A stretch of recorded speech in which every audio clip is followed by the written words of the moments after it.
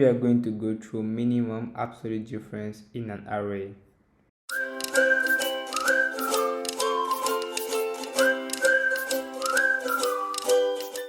So basically what is happening is that you have an array of elements like this, and then you're supposed to find out the minimum absolute difference.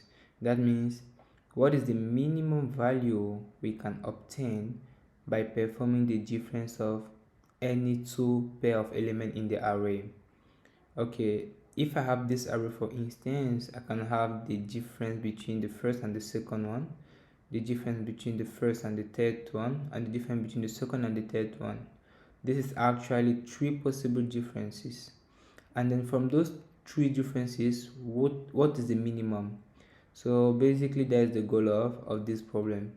The first thing you need to do is find out how to find the absolute differences, and then find out what is the minimum among those differences. For instance, if you take this array, we are going to find out that okay, the first difference is minus 2 minus 2. The first minus is because of the minus 2, and the second minus is because of the difference, minus 2. And that will give you 4. So this is the first absolute difference. Now the second absolute difference is minus 2 minus 4, which is minus 2 because of minus 2 minus the second minus because of the difference, which gives you 6. And the third one is 2 minus 4, 2 minus 4, which gives you 2. Now between 4, 6 and 2, what is the minimum? The minimum is actually 2, so you should return 2. This is one example of how you can solve it. If you take another example, this one, you're gonna see that the output is 3. Why is the output 3? The first difference, 3 minus 7, this will give you 10. 3 minus 0, this will give you 3.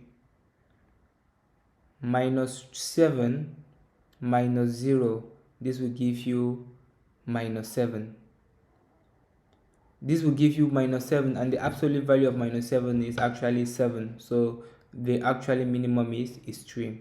So basically this is how you can organize yourself to achieve the result. Okay, so now how are we going to solve it? You do have remember to solve it, to find out the minimum difference. If you sort the array, the problem becomes really easy, in the sense of two elements that are really near each other will actually reduce the difference. That means if I have an array which is sort, let's say maybe I take this one for instance. If you sort this array, that means the difference between two consecutive elements is actually the smallest possible distance between that element and any other element in the array.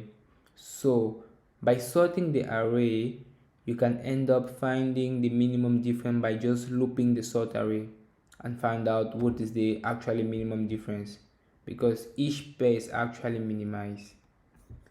So what will it look like? The implementation will look like this. So you will need to, let's say we sort the array first. So yeah, this is it, the array is sorted. Now that the array has been sorted, we need to have a result. So I will initialize the result by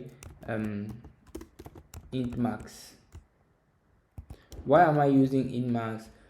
I'm finding the minimum possible, so I need to initialize it at the maximum value possible, and while moving, change this value into any value that I will find which is less than the result, and at the end return the result.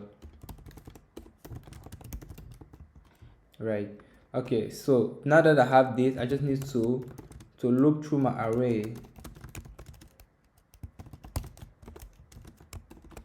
For each of the element, I just need to check, okay, I can create a second variable for that will take the element, and then I should start at 1 to do not find myself accessing element that does not exist, because what I'm doing is what I'm doing here is that, okay, for each of the element I will see in the array, I will find the difference between the element and the element previously. And then to access the element directly previously, I need to make sure that I'm starting at a position where I minus 1 will always exist. And then I don't need actually to make use of the absolute difference, since as has been said here, because since the array is sorted, I'm 100% sure that this one is actually greater or equal to this one. So basically this one will always be a positive value. So by just doing this, I will say, okay, if this value is actually greater, oh no, smaller than the result, so what I should do is that the result, what I should do is, okay, the result will take this value, and at the end I return the result. So this was my approach of solving this. Let us run and see what it gives. Nice. So we have everything great. This was my approach of solving this. I hope you do enjoy it. Feel free to leave me your comment, your input, your feedback on this. I'll be really happy to interact with you. See you on the next video. Ciao.